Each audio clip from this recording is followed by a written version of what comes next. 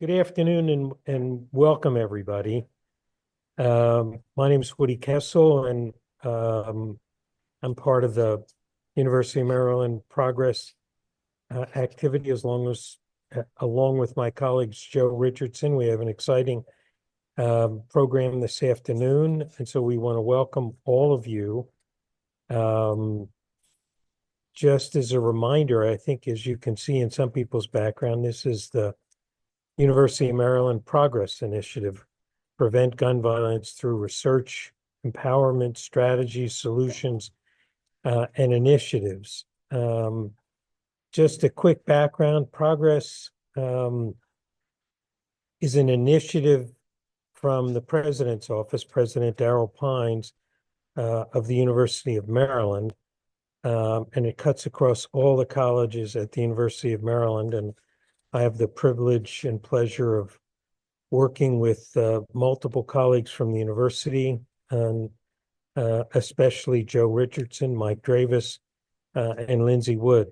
And we're excited today to have part of our special guest speaker as we've launched a program, distinguished speaker program. And just before Joe introduces our special guest, just as a reminder, you'll be able to raise questions, but you need to use the Q&A function, not the chat function. So welcome again, everyone. There's about 150 people that have joined us, and hopefully there are no technical problems. And Joe, why don't you introduce our guest speaker? Thank you, Dr. Kessel. And on behalf of the Progress Initiative, I would like to thank you all for participating in the second Progress Distinguished Speaker Series event. One of Progress's defining strengths is our commitment to community empowerment through translational science and a multidisciplinary approach that integrates data from public health, criminal justice, and legal systems. Our aim is to drive meaningful evidence-based gun violence prevention strategies. As we shape the future of gun violence reduction, supporting early career scholars and practitioners engaged in groundbreaking research is essential. It is for this reason that we are honored to feature Dr. Mudia Uzzi as today's distinguished speaker. Dr. Uzzi is a Bloomberg Assistant Professor of American Health in the Department of Health Policy and Management at the Johns Hopkins Bloomberg School of Public Health in Baltimore, Maryland. Dr. Uzzi leads transdisciplinary community-based research and advocates for place-based solutions to address the root causes of violence and substance abuse. His work has examined the intersection of past and present structural racism and how these factors contribute to disparities in firearm violence, with the goal of developing common interventions that address both as public health issues rather than criminal justice matters. Today, we are excited to hear Dr. Uzzi's presentation, Structural Drivers of Firearm Violence, Theory, Evidence, and Transformative Solutions. And I would also add one thing, just to go off script. Dr. Uzzi, I would like to highlight and uplift, is a member of the Black and Brown Collective of gun violence researchers and committed to the work of solving community violence and communities of color that are disproportionately impacted by gun violence. And so as a reminder, please use the Zoom and Q&A function to submit your questions throughout the presentation. Dr. Uzzi, welcome, and the floor is yours.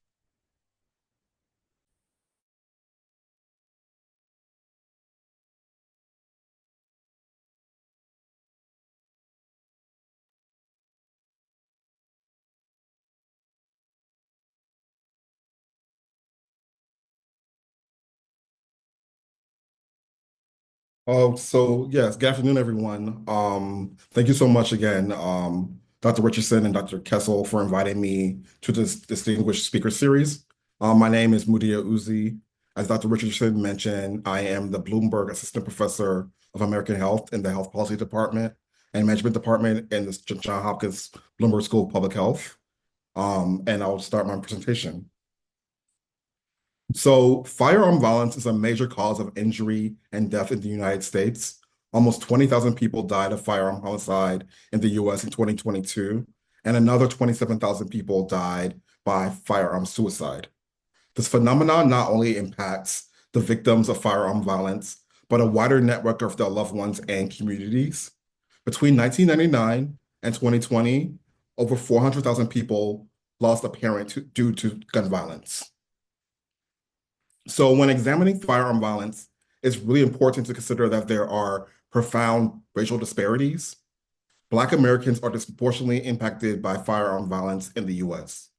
The slide demonstrates the major impact of firearm violence among Black Americans.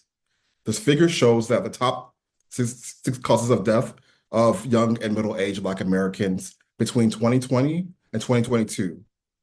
Firearm violence is the leading cause of death for Black Americans aged 18 to 50 between 2020 and 2022. You can see it in the color orange bar, and that represents over 30,000 people that died in those years. This represents a staggering almost 1 in 5 deaths in this population. For far too long, we focus on individual behavior and the criminal justice system when addressing violence prevention and research. But focusing on individual behavior and the criminal justice system is not enough to curb violence. We should focus more on root causes like structural racism and take a public health approach to violence prevention. So much of my work over the past several years, I spent exploring concepts and theories and producing science around a few themes. The first theme is related to understanding equity and inequity. And within this theme, I'm engaging with theory to better understand and address the relationship between racism and firearm violence. So to provide some context on why theory is so important to consider in this work, I want to mention a quote by Darnell Hawkins, a noted sociologist and violence prevention expert. The quote is, "Social theory and public policy are inextricably linked." In the 1980s and 90s, academics popularized problematic theories and concepts in violence research related to super predators, the Black underclass, and broken windows theory. These theories pathologized and marginalized Black people and Black neighborhoods and were taken up by the media, business leaders, and politicians. This subsequently led to policing and criminal justice policies such as stop and frisk, racial profiling, and the three strikes law, and over-policing of Black neighborhoods. These policies had a disastrous effect on the mental and physical health and well-being of countless Black people and Black communities. These prevailing past theories did not resonate with my lived experience as a Black man that grew up in predominantly Black neighborhoods.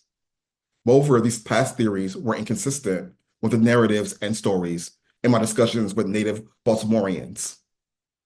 I heard stories about gun violence, but these stories were also intertwined with narratives of disinvestment, displacement, wealth extraction of redline Black neighborhoods. And these conversations with community members and my personal past experiences motivated my desire to develop new theories to understand racism and gun violence. I reviewed the literature, and one of the gaps that I noticed was a lack of engagement with theories of racism within neighborhood-level gun violence research. I was interested in filling this theory gap. Specifically, I wanted to develop new theoretical frameworks that contextualize the experience of structural racism and structural economic inequality within neighborhoods, and how this is related to firearm violence. Because we know from my earlier slide that social theory is inextricably linked to the public policy that we enact. I also saw the need to develop contemporary indicators of structural racism that capture the operationalization of racist ideology within institutions, as some of the most commonly used indicators in the literature does not do that. So I see my research as building on the amazing past work from many scholars, including scholars from our home institution at the Johns Hopkins Center for Gun Violence Solutions and my amazing colleagues with the Black and Brown Collective. Their work highlighted issues related to firearm laws, community violence interventions, and highlighted the narratives of Black people impacted by gun violence. And I knew I wanted to make an original contribution to the field. And so I reviewed literature from sociology, geography, criminology, and other fields. I also studied the work from different Black philosophical perspectives. And one concept that really resonated with me and the narratives that I was hearing from the community was a concept called racial capitalism. Racial capitalism was first coined by South African anti-apartheid activists in the 1970s and popularized in the US by social historian Cedric Robinson, who's pictured in the center. Racial capitalism contends that the accumulation of assets and the racial exploitation depends on and reinforces each other. So I did further research to better conceptualize the relationship between racial capitalism and firearm violence from a neighborhood perspective. And in my research, I came across a few salient themes in relation to neighborhoods. The first concept of racial capitalism to highlight from a neighborhood perspective is racialized spatial stigma. Racialized spatial stigma means the negative representation of neighborhoods and spaces that racially minoritized people inhabit. We see this stigma promoted by individuals and institutions with power, such as the media, business leaders, politicians, and academics. The stigma can have profound impact on individuals that live in stigmatized neighborhoods. It can also inform the type and level of investments these neighborhoods receive, as well as the self-perception of residents that live in these neighborhoods. The second concept of racial capitalism from a neighborhood perspective is racialized dispossession. Racialized dispossession refers to institutions with power taking or depriving both physical land, assets, property from residents within marginalized neighborhoods. An example of this is bank foreclosures or eminent domain in Black neighborhoods. It can also include the erasure of symbolic forms of occupation within these neighborhoods, such as changing the name of a historically Black neighborhood after gentrification, or changing land from one use to another. For example, changing a neighborhood basketball court into a dog park, which happened in my neighborhood, actually. So I developed a theoretical framework and conceptual model to think about how the pathways and processes related to racial capitalism that leads to firearm violence. An article with this framework is in the Journal of Social Science and Medicine. And what I'm proposing is that racial capitalism processes of racialized dispossession and racialized spatial stigma work together to negatively impact the quality of the built and social environment of neighborhoods and leave many Black neighborhoods more vulnerable to harmful neighborhood environmental factors, such as widespread foreclosures and abandoned homes, lower social cohesion, hypervacancy of homes, and physical disorder. We know from prior research that the quality of the neighborhood's built and social environment is directly related to firearm violence. And so what I'm ultimately doing with this theoretical framework is shifting the focus of firearm violence inequities from the stance that focuses on individual behavior and pathologizes Black people and Black communities to focusing on the structural factors and root causes. So the next theme related to my research priorities is establishing evidence. And so I'm really interested in determining how do neighborhood level trajectories of structural racism over time influence present day firearm inequities. So to answer this question, I developed a study to test out some components of the theoretical model. So the first thing I needed to do was to identify indicators that capture both racialized dispossession and racialized spatial stigma. I'm really interested in taking both a spatial and temporal approach to understand the effects of racial capitalism in different places and over a long period of time. In the next few slides, I will discuss two racial capitalism indicators that I've identified and included in my study. So the first form of racial capitalism that I highlighted in the study is historical redlining. In the 1930s, a government agency called the Homeowners Loan Corporation, or HOLC for short, started developing redlining maps in cities throughout the United States. In these redlining maps, government assessors classified neighborhoods based on perceptions of desirability for investment. This classification had long-lasting impacts on numerous neighborhoods, particularly historically Black neighborhoods that were systematically classified as hazardous for investment. The second form of racial capitalism that I highlighted in the study is subprime mortgage lending. Subprime mortgages are blank mortgage loans that have significantly higher interest rates and are more expensive compared to traditional mortgages. The height of the subprime mortgage lending era was the mid-2000s, right before the Great Recession. During this time period, banks explicitly targeted Black people within Black neighborhoods for subprime mortgages, even though they sometimes qualified for cheaper traditional mortgages. So I used a cross-classification method to create a measure that captures both past and present forms of racial capitalism in an intersectional manner.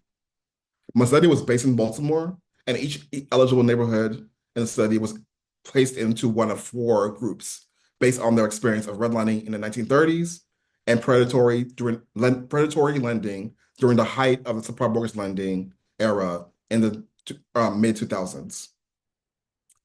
These different boxes on the slide represents different groups of neighborhoods and describes a trajectory of neighborhood trajectory of racial capitalism over a 70-year period. And I will discuss these groups in the following slides. So the first group is called the Sustained Advantage Group. The Sustained Advantage Group contains neighborhoods that were highly advantaged throughout the 70 years between the redlining era and the height of the subprime mortgage lending era. These neighborhoods experienced very little negative impacts due to racial capitalism. And they're largely made up of white middle class and upper class neighborhoods and some Black middle class neighborhoods.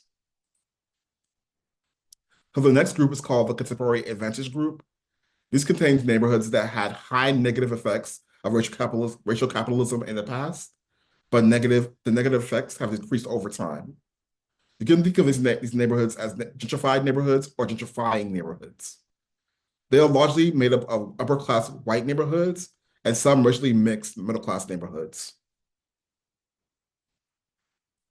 The next group is called the Previous Advantage Group.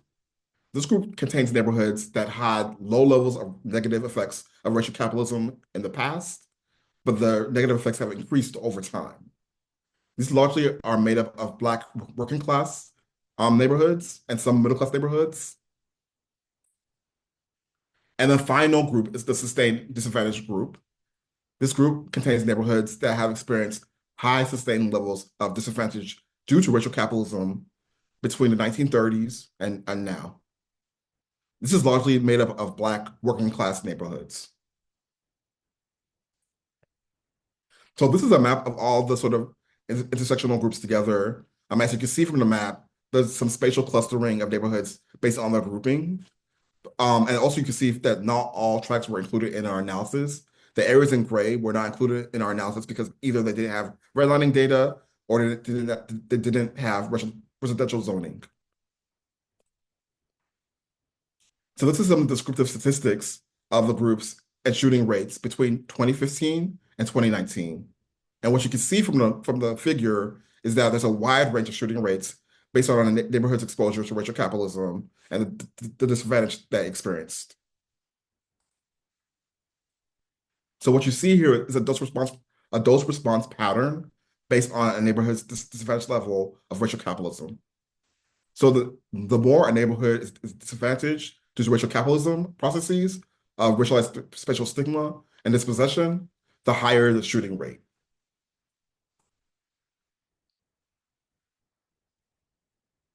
So one of the values that I hold dear is to share my research findings in an accessible manner for the general public to understand. And intersectional measures can help you do that. One example of an intersectional measure is called the attributable proportion. The attributable proportion in the context of this study describes the extent to which shootings in the sustained disadvantaged neighborhoods can be linked to the intersection of redlining and subprime mortgage lending. The figure on the right represents the over 2,200 shooting victims in sustained disadvantaged neighborhoods between 2015 and 2019. So we found that 902 shootings that occurred in sustained disadvantaged neighborhoods between 2015 and 2019 can be linked to the interaction of historic redlining and predatory lending that occurred in subprime mortgage lending era. These shootings are colored in the red color, and they equal 40% of all shootings in these neighborhoods, which is a staggering number. I also examined racial capitalism and firearm violence by using traditional statistical methods. Here is the results from a quasi-Poisson spatial regression model that I did of a firearm violence by neighborhood trajectories of racial capitalism. So what we're doing here is basically comparing neighborhoods that experience some racism, the contemporary advantaged neighborhood, the previous advantaged neighborhood, and the sustained disadvantaged neighborhood, to the neighborhoods that experience the least amount of disadvantage based on racial capitalism, the sustained advantaged neighborhood on the left. And in this model, I adjusted for both geography and population density. So again, we see that neighborhoods that were most disadvantaged by racial capitalism, which is circled in red, had the highest rates of firearm violence. The rates of firearm violence in the sustained disadvantaged neighborhoods are over 3 times higher compared to the most advantaged neighborhoods. And this is after accounting, once again, for population density and geography. Moreover, I use mapping techniques to visually highlight violence disparities. This is a map of shooting rates in Baltimore City between 2015 and 2019. The areas in lighter gray have lower shooting rates, and the areas in the darker gray have high shooting rates. My research shows that the areas that are outlined in red, which are neighborhoods that experience high sustained levels of disadvantage due to racial capitalism, tend to be darker gray, which indicates higher shooting rates.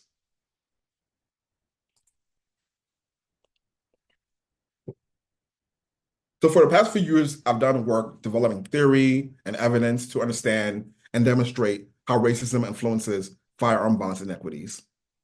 And now I'm at the point where I would like to take this knowledge and put it into action. And I think I'll probably primarily do this through collaborating with community and government partners to develop and implement solutions to prevent gun violence. I'm particularly interested in implementing solutions that address the root causes of violence, including structural inequities in the housing, educational, and economic systems. So when I think about next steps with regards to developing solutions to address structural racism and violence, I often reflect on a few quotes that I've come across during my journey. The first quote is from the geography scholar Ruth Wilson Gilmore, and it's that capitalism and racism enshrines it. And what this says to me is that we need to be challenging racial capitalism. So on this slide, it's an example of one person challenging racial capitalism. It's the story of Sonia Edie. For almost 20 years, Miss Edie fought with the Baltimore City government and a big real estate developer who tried to use eminent domain to take her and her neighbors' homes in the Baltimore City neighborhood of Poppleton. In the image on the upper left, you can see the 20-foot mural that Sonia Edie put on the side of her home during this fight, and it reads, "Save our block. Black neighborhoods matter. Losing my home is like a death to me. Eminent domain law is violent." This really shows the level of structural violence that Miss Edie and her other residents in Black neighborhoods experience. A few years ago, Miss Edie won her battle against the city and the developer, and Edie and her neighbors can now remain in their homes. In the upper right picture, you can see Baltimore's current mayor, Mayor Brian Scott, with Miss Edie making the announcement that her and her neighbors can keep their homes. The next quote is from Durham City Council Representative Jillian Johnson, and it is, "The safest communities don't have the most cops, they have the most resources." And what this says to me is that we need to be investing in Black communities. It's very important that when we are investing in Black communities, we need to be intentional when we're making these social and economic investments. And we need to ensure that these investments promote smart and equitable development that prioritize people and not profit. And one way we can do this is through community-driven development. We need to be promoting community-driven policies and programs that prioritizes racial justice and health equity. And there are several organizations that are doing this in Baltimore currently. I've highlighted a few of them on the slide, which I'll go through right now, including Baltimore Brace, Parity Homes, the Stop Oppressive Seizures Fund, Build Baltimore, Fight Blight Baltimore, and Seed Commons. These groups are doing amazing work within this financial, housing, employment, and education sectors to support and develop communities throughout Baltimore. Their work is addressing problems related to structural racism, racial capitalism, the neighborhood built and social environment issues in a community-oriented way. One other organization that I want to highlight is called Black Women Build Baltimore. Black Women Build Baltimore is a home ownership and wealth building initiative. This organization identifies and purchases groups of vacant homes and then trains Black women in construction skills to rehabilitate and restore the vacant homes so that they can move into them. One exciting and positive note is that Black Women Build Baltimore has taken over the redevelopment of the homes in Sonia Eddy's neighborhood that were previously slated for eminent domain. And the last quote that I would like to share is by Saidiya Hartman, a literary scholar and cultural historian, and it is, "Care is the antidote to violence." And when I hear this quote, I think about building communities of care. The concept of communities of care is building on the work from scholar Joan Tronto work on ethics of care. Ethics of care, central ideas that all human beings need care, receive care, and give care to others. When I reflect on the ethics of care, I think about what is the community role in the care process, and how can neighborhoods build social cohesion and community connectedness. An example of building communities of care in my own neighborhood is called Stoop Night. Stoop Night was started by a former president of the neighborhood association, and they created Stoop Night in response to an uptick of crime in the neighborhood. Stoop Night is a neighborhood event that occurs a few times a year where neighbors gather together and converse together to make connections and discuss ideas about neighborhood improvements, all while enjoying tasty beverages and snacks. One of the main aims of Stoop Night is that it not only brings together people and neighbors, but it serves as community action to counter activities that could lead to violence. Through Stoop Night, residents in my community have developed active programming in green spaces with the aim to prevent these spaces from becoming hotspots of violence. Some of the programming that residents have developed include art festivals, as well as music and movie nights. Ultimately, I believe that by addressing root causes of violence, we can truly transform communities. This needs to be done through community-driven development and investment in marginalized communities, through challenging racial capitalism processes like racialized spatial stigma and racialized dispossession, and through engaging in activities that build communities of care. By doing this, we can build community cohesion, we can improve the neighborhood's built and social environment, we can prevent firearm violence, and we can promote safer and healthier communities throughout the United States. Thank you. And my LinkedIn and email address are on the slide as well. Amazing, amazing presentation. Thank you so much, Dr. Uzzi, for such a compelling and insightful presentation. Your research, without question, has stimulated thoughtful questions. So let's dive right into the discussion. And if anyone has questions in the Q&A, or you choose to provide your questions in the Q&A, please do so. You can please send any comments or questions using the Q&A feature. So before we get to any of the questions and comments, I have my own set of questions for you. So Baltimore has experienced a significant decline in homicides over the past 2 years. Last year in 2024, there were approximately 201 homicides, and the year before that, there were 262. And for at least a 10-year period, there were homicides that were well over 300 homicides every year.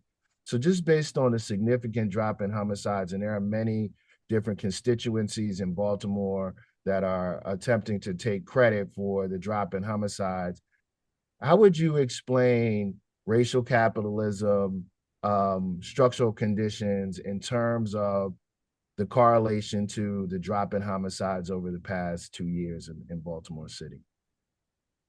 But yeah, thanks for your question, Dr. Richardson. And so I think in the context of the drop in of shootings and violence and homicides in Baltimore, within the context of racial capitalism, one of the things I'm thinking about is like there definitely has been more of an investment in sort of more sort of community-oriented ways of addressing gun violence. So I know we have a office called MONSE, the Mayor Office of Neighborhood Safety and Neighborhood Safety. And so in that office, I know they've done a lot of work around investing in individuals that are at risk of violence. And the type of work they're doing with these individuals is related to a lot of sort of social and health needs that they need. And so I think that that's a start, but I do think we need to kind of do more work, particularly within the community context of like investing in the neighborhoods that are most vulnerable to gun violence and violence in general. And so that's kind of where I'm kind of at and really interested in engaging in, collaborating with organizations that do that work essentially around community-driven development and investments that will support communities so that basically people have jobs, people have good education, people have housing, safe housing and clean housing and good housing. People have a neighborhood that basically is thriving. And so that's kind of where I think my work, I mean, this is a good start, but I think in order for this to be sustainable, we need to be engaging in processes and in policies and in programs that sort of support and sustain healthy and strong neighborhoods. I appreciate it. Thank you. Thank you so much for that response. Dr. Kessel, do you have any additional questions? Dr. Uzzi, your last comments I think, are essential. The whole notion of primary prevention. I'm wondering if you looked at other outcomes in terms of the benefits of strengthening and investing in communities, not only to the nightmare of gun violence, but if we looked at from a positive point of view, investing in communities has got to lead to asset developments in our young people. And I'm wondering if you could comment on that.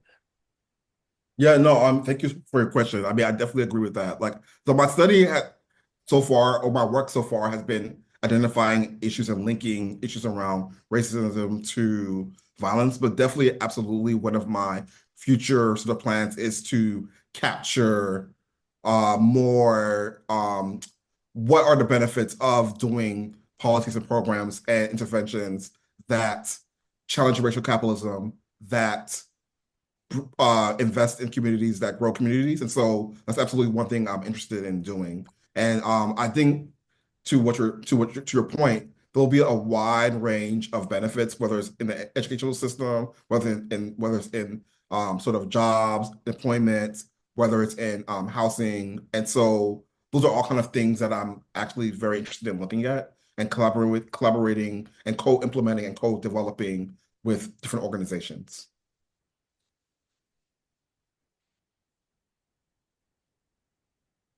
I just want to highlight again for anyone that is on this webinar, if you do have a question, please place your question in the Q&A, or you can place your question in the chat, because at this point we're the only ones who are pinned. So if you're raising your hand, we cannot see or identify you if you're raising your hand for you to ask a question. So it would be very helpful for us if you just placed your question in the Q&A or you placed your question in the chat. So Dr. Uzzi, I have another question for you. Actually, I have two. So in terms of a recent report by the Justice Policy Institute, which found that Maryland has the highest rate of incarceration among young Black men, higher than Mississippi, higher than Louisiana, in many respects operates in terms of mass incarceration as a Deep South state.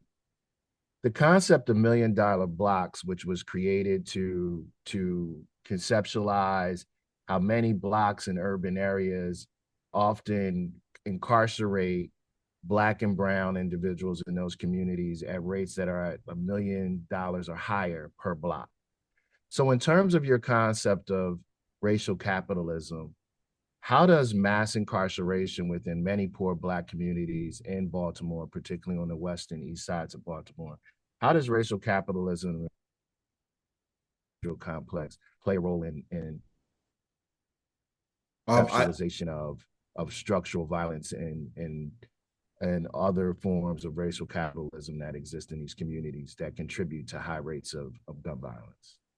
I think I caught most of your question. I think towards the end you broke up, but yes, I mean, I absolutely. I feel like thanks for the question again. I feel like racial capitalism actually is very much connected to mass incarceration. I mean, first of all, we have a whole group of people, Black people specifically, who have been taken from communities and are not able to uh, work, not able to gain income, not able to provide and invest in their communities through mass incarceration. I think that the sort of for-profit prison system that we have is very problematic because basically what it's doing is that you're thinking about mass incarceration, you think about policing, and with sort of like the sort of racial capitalism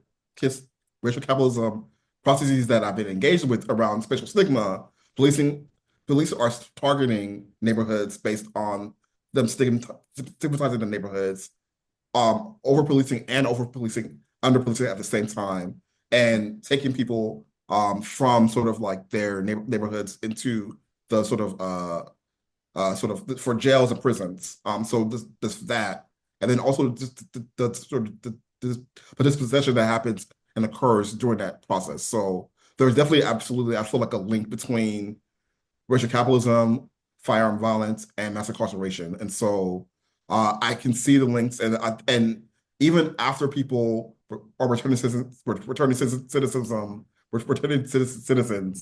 leave and go to come back home, there's this for-profit sort of like probationary sort of system that sort of takes and extracts wealth from people, particularly Black people.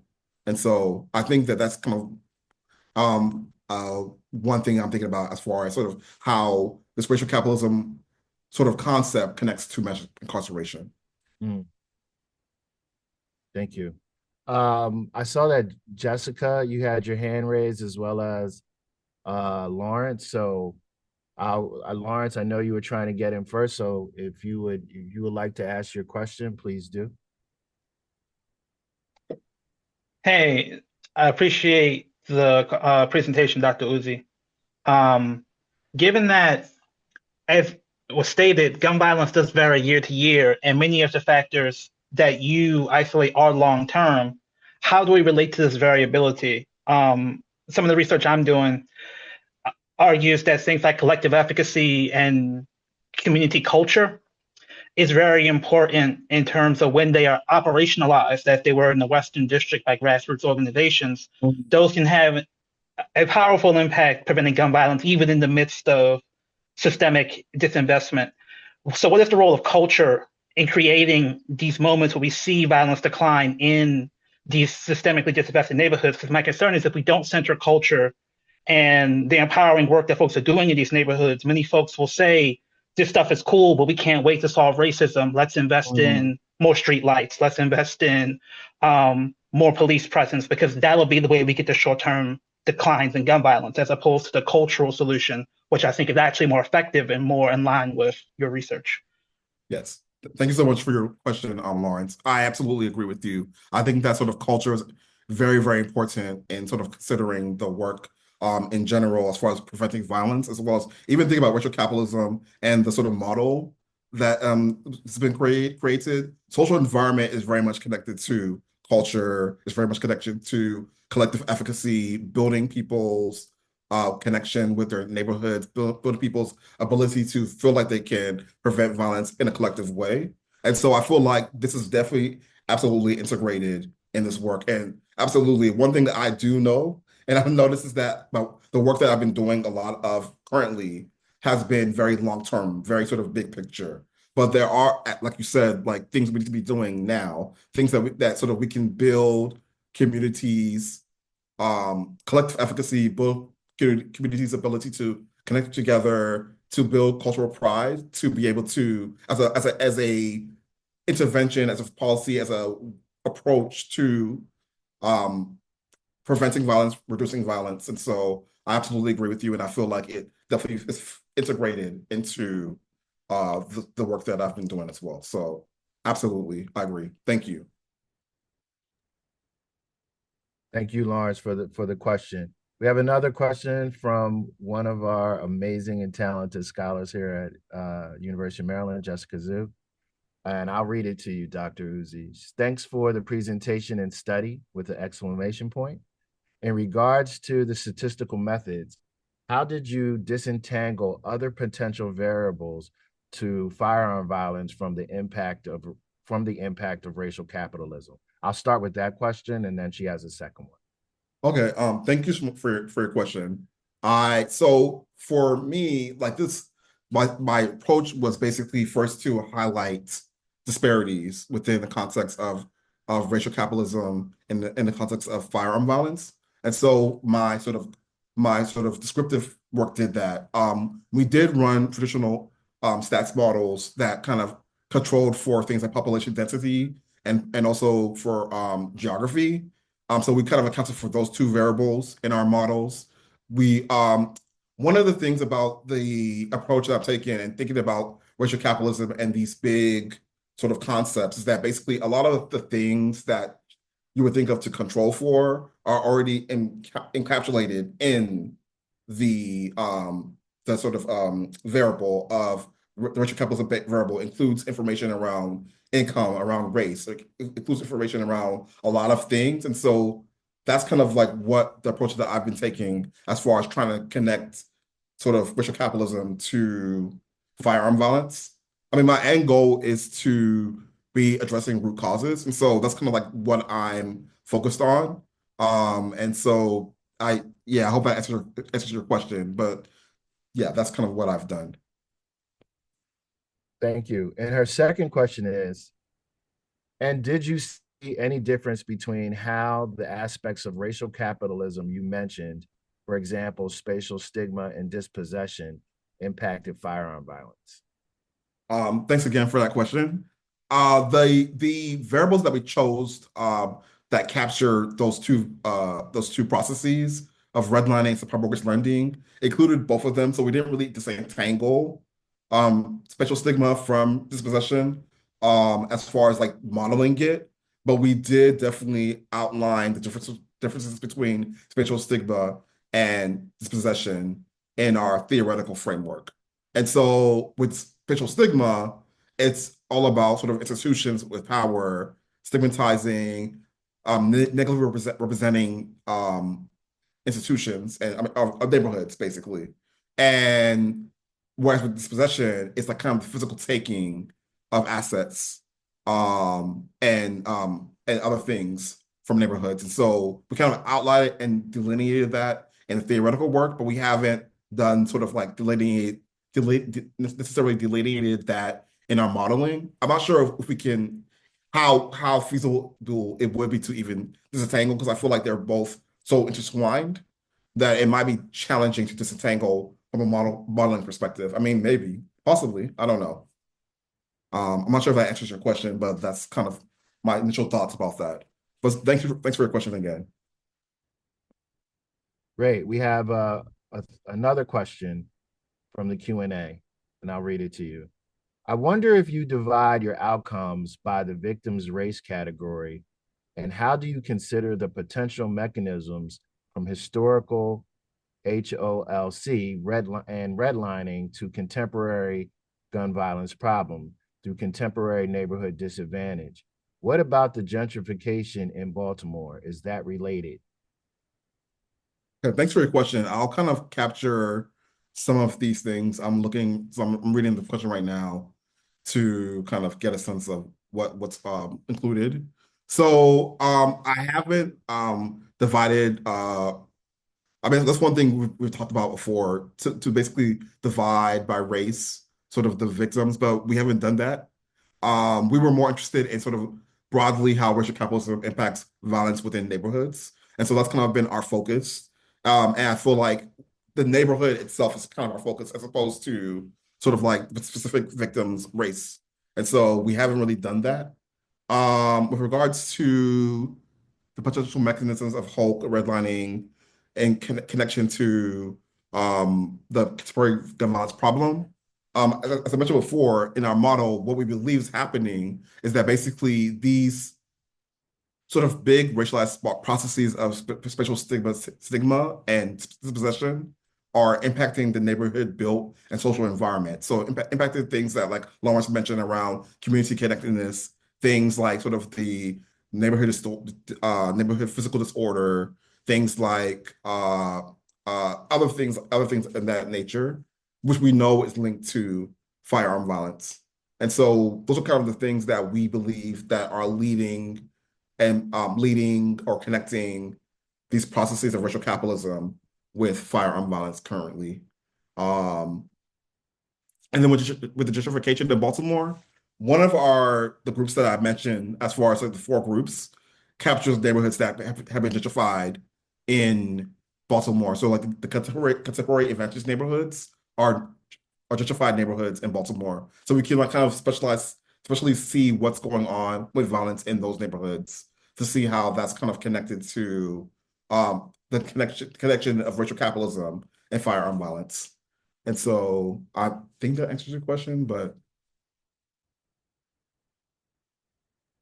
No, thank you, Dr. Uzzi. So I have another question, or maybe 2, in terms of investment in communities. How can significant investment happen in communities that have been disproportionately impacted by historical redlining, other forms of structural violence, and racial capitalism? How can significant investment happen in those communities without displacing the people who live there? And I think that's kind of correlated and tied to this question around gentrification. Okay. One of the questions that we're trying to untangle in the work that we're doing in Washington, D.C. is the economic impact of gun violence in terms of investment. And so there was some analysis done by the Urban Institute on gun violence and whether businesses choose to invest in those communities, and if businesses choose to invest, how that generates more employment and jobs for individuals and residents that live in those communities. So how can we make this argument to ask business leaders, as well as government officials and community members and stakeholders, to make significant investments in communities without leading to the displacement of the very same people who have been impacted by gun violence in those communities? Yes, thanks for that question. I mean, I thought about this a lot as well, and that's also why my work, or my future work, and my current work I'm building on, is like doing very much community-driven development. And so that's kind of where my interest in collaborating with organizations that are interested in that comes in, because that intentionally, as part of their community development work, sort of preventing gentrification is part of that process, because it's development is done in a non-extractive way.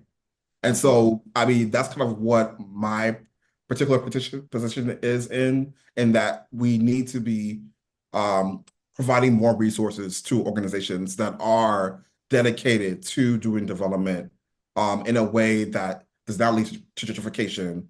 Because like right now, what we're doing is like just kind of like giving money to developers or with TIFs or whatever else, basically kind of doing this very sort of capitalistic way of development that leads to sort of gentrification leads to displacement.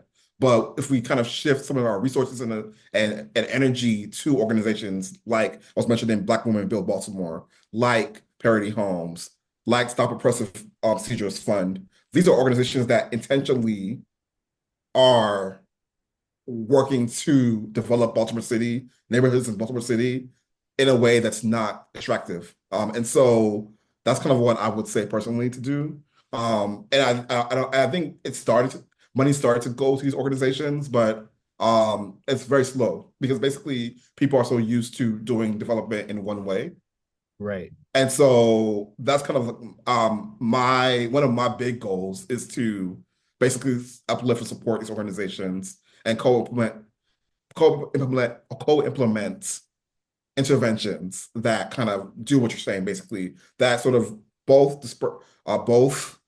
spurs development in these communities, invest in these communities, builds community care and connection in its communities, and keeps people who lived in these communities for generation in the communities to benefit from all the benefits that will occur from development and other things. So that's kind of like one of my big things. Right. But I hear you. I mean, it's challenging because and Baltimore's in a sort of like a pivot point right now. Because I mean, I know DC's kind of very far into the gentrification process, whereas we in Baltimore are kind of not there, and we have choices to make basically about how we. I mean, it's been amazing that we've had a major reduction in firearm violence. Absolutely, I'm so happy. I think that a lot of different people, a lot of different groups have contributed to that. But okay, we've done that. We need to continue to do that. But we also need to basically develop these neighborhoods in ways that basically um, value them, value them. And I mean, I think a lot of racial capitalism, the negative pieces of it, I mean, the pieces of it basically has been devaluing people both socially and economically. And we need to basically value people, value communities. And one way of doing that is by not trying to displace them once there's development going on. So, I mean, it's a long answer, but I hope it's getting at what you're trying to get. Totally, you answered that in great detail. I appreciate it. We have another question in the chat, which is from another one of our partners with Progress, Jerry L. Jordan, who said, great information, Dr. Uzzi. Our organization focuses on youth violence. Does your research indicate any contributing factors to youth firearm violence? And if so, please provide a few. Okay. So I haven't tangled youth firearm violence versus adult firearm violence. I mean, I would love to kind of do that in the future. I would love to talk to you as well to kind of just learn more about your organization as well. So I haven't done that, but I imagine that some of the factors are similar, some might be different. So I mean, I'm imagining that sort of education will play probably a more major role in youth violence. But I mean, I haven't done that sub-analysis of dividing between youth and adults. So I don't have any answers that I could provide, fortunately. So Dr. Lawrence Brown had written a classic book, The Black Butterfly, which, in great detail outlined the level of racial segregation in Baltimore. Is the Black Butterfly still relevant in 2025 in terms of racial segregation? Oh yeah, absolutely, absolutely. I mean, the Black Butterfly is still there. I mean, the Black Butterfly was developed through racial capitalism processes. I mean, the way that sort of Black people, sort of like where Black people live was kind of influenced by racial capitalism, by redlining, by urban displacement that happened in the 1960s. And so it's absolutely still relevant. I mean, it's very much connected to sort of racial capitalism and the work, even the maps you can see. The maps clearly show that basically the contemporary advantaged neighborhoods and the sustained advantaged neighborhoods are the white L, and then the other two neighborhoods are the Black Butterfly for the most part. There are some unique things happening in Northeast Baltimore where there are like a group of Black middle class neighborhoods which kind of interestingly shows how Black people have benefited from racial capitalism in a very bizarre way. In the sense that they basically have moved to the houses that white folks moved out of when there was white flight. Right. But yeah, it's absolutely, definitely still very much relevant. It was definitely informed by racial capitalism processes, and yeah, everything that Lawrence Brown is amazing, and everything that uh is in that book is definitely still relevant today, I would say. Now, I would say the work that you and Dr. Amazing scholars, and if are there any additional questions that we have from our audience? So I know we're coming on to 2 o'clock, and if we don't have any, then from my perspective, Dr. Uzzi, this has been an outstanding event, marking another important step forward in the Progress Distinguished Speaker Series. And I just want, as one of the co-directors for Progress, I want to give you a heartfelt thank you for sharing your groundbreaking research and valuable insights today. And your work continues to inspire all of us at Progress, as well as all of us at the University of Maryland, not just at College Park, but on our Baltimore campus as well. We also would like to extend our gratitude once again to the president of the University of Maryland, Darrell Pines, our provost, Jennifer Rice, and the dean of the College of Behavioral and Social Sciences, Susan Rivera, and the dean of the School of Public Health, Dean Lushniak, for their unwavering support of Progress in our mission. Finally, I would like to thank and acknowledge my co-director, Dr. Woody Kessel, Mike Dravis, the Director of Strategic Planning and Initiatives, and the entire Progress team. Shout out to Lindsay for all of her hard work behind the scenes to pull us together when we had a ton of technical difficulties, for their dedication and hard work in organizing this event. And Dr. Kessel, unfortunately, is dealing with some issues regarding his internet connections, but I'm sure if I could speak for him, he would like to thank everyone for joining us today. And this discussion, again, is just one step in an ongoing effort to advance community-driven solutions to prevent firearm violence. We look forward to continuing these conversations in future sessions and dialogues. To learn more about Progress, explore our ongoing research, and find ways to get involved, please visit us at our website at go.umd.edu/progress. And if you wish to receive periodic Progress updates and Progress reports and advance notice about our future Progress convenings, please send an email to us via progress@umd.edu.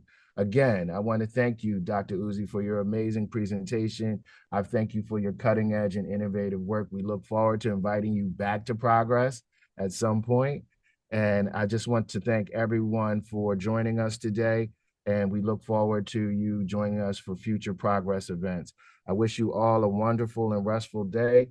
Stay blessed, and thank you again.